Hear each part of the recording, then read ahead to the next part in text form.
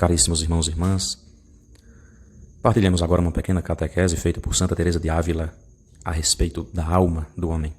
Nós sabemos que, segundo nos ensina a doutrina, a nossa alma nos é dada por Deus no momento da nossa fecundação. E é importante termos esta consciência, que uma vez que Deus pensou em trazer cada um de nós à existência, ao mesmo tempo pensou e desejou habitar no mais íntimo do nosso ser, algo que a teologia católica chama de presença de imensidade ou graça suficiente. É aquela presença silenciosa de Deus no interior de cada homem, no interior de cada mulher. E esta presença, ela se torna mais forte no interior, mais especificamente na nossa alma, no mais íntimo do nosso ser. E Santa Teresa, os diretores espirituais, os seus mestres na época, pediram para que ela deixasse escrito o caminho que a pessoa trilha para chegar à perfeição. Santa Teresa já era uma mulher desenvolvida, de uma espiritualidade elevada e gozava de dons extraordinários. Eram dons que ela, com a sua caminhada, o seu progresso espiritual, tinha adquirido, Deus proporcionou a ela muitas graças, grandes graças e dons espirituais gozava essa grande mulher. E, atendendo ao pedido dos diretores espirituais, ela escreveu obras como o Livro da Vida e o Castelo Interior, por exemplo, do qual eu estou me servindo para partilharmos esta catequese sobre a alma. E Santa Teresa, no número 1 do primeiro capítulo do livro, ela diz o seguinte: pedindo hoje a Nosso Senhor que falasse por mim, pois não achava assunto, nem sabia por onde começar, a fim de cumprir esta obediência, veio-me à mente o que agora vou explicar. Servirá para tudo o que disser. Então, ela tem a alma como base. Ela diz: isso que eu vou falar servirá para tudo o que eu disser. E, de fato, a santa tem muito a dizer, ela tem muito a nos ensinar. E ela, como mulher obediente, de muito bom grado, escreve esta obra e faz grandiosas revelações, como, por exemplo, a graça que rodeia, que enche a vida de uma pessoa que procura estar numa situação de graça diante de Deus, de união íntima diante de Deus, de amizade. É a pessoa, como nós costumamos ouvir, que está em estado de graça. E ela também fala dos perigos, que moram na vida de uma pessoa que encontra-se sem estar em estado de graça, de uma pessoa que encontra-se, por conta dos pecados mortais sobretudo, separada de Deus. E é esta a expressão que a santa usa. Inclusive, num desses ensinamentos, ela diz que nada que uma pessoa que não está em estado de graça, nada que uma pessoa nesta situação faça serve para a glória eterna, porque todas essas ações partem de uma alma que está separada de Deus. E ela vai explicando, na sua maneira de falar, usando comparações, cada etapa que o ser humano trilha. Por isso que o livro Castelo Interior é também chamado de Moradas.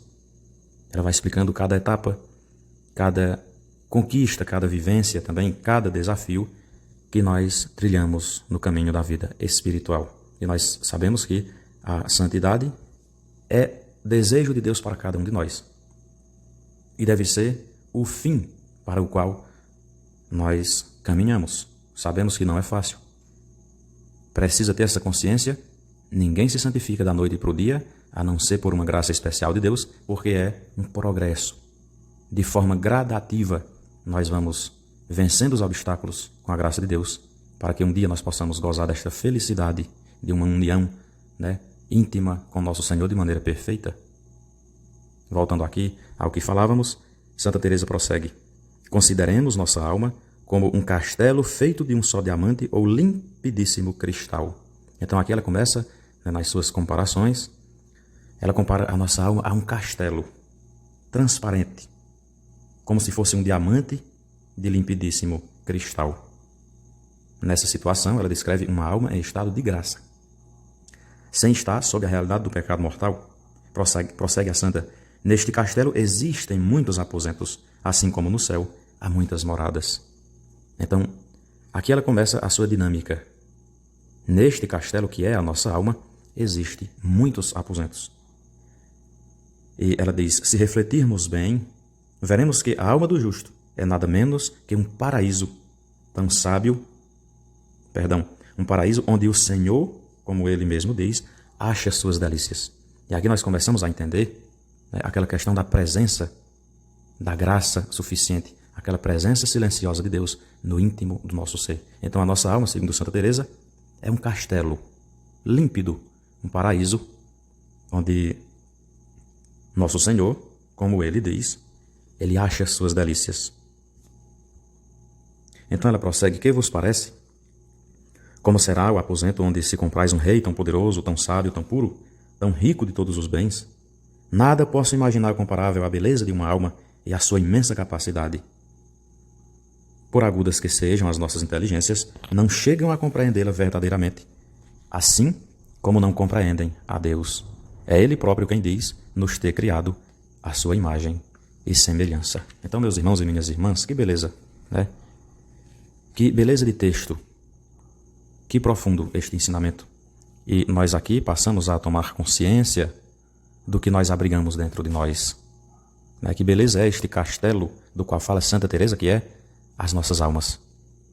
E quando ela fala aqui que as nossas inteligências não chegam a compreendê-la verdadeiramente. Porque as realidades do mundo nos tiram essa compreensão. O próprio pecado é que embaraça a nossa inteligência, as nossas faculdades, e nos tiram a oportunidade de nos fazer meditar e pensar que nós não somos apenas essa casca, essa carne frágil que é o nosso corpo. Então, por hoje fiquemos com esta parte, meditando nestas palavras de Santa Teresa, tomando consciência que tudo na nossa vida espiritual, a aquisição das virtudes, a procura pela perfeição, o esforço que nós fazemos para a própria obediência, buscando o progresso espiritual, a nossa caminhada para Deus, a procura por esta perfeição que os santos, os doutores, que o próprio Deus nas Sagradas Escrituras, Ele nos chama à própria santidade. Então, tudo isso, o caminho pelo qual nós iremos andar durante toda a nossa vida terrestre, ele inicia no mais íntimo do nosso ser, no nosso interior. Alguns autores, quando vão falar sobre diversos temas relacionados à espiritualidade, eles falam muito de vida interior. E a pessoa que tem vida interior é aquela pessoa que soube parar, silenciar as suas faculdades e ter esta consciência e olhar para dentro de si, porque tudo na nossa vida para Deus começa com um movimento no mais íntimo do nosso ser. É o primeiro encontro que nós temos com Deus. Ele acontece dentro de nós, dentro da nossa alma. Que Deus abençoe a todos nós e até a próxima catequese.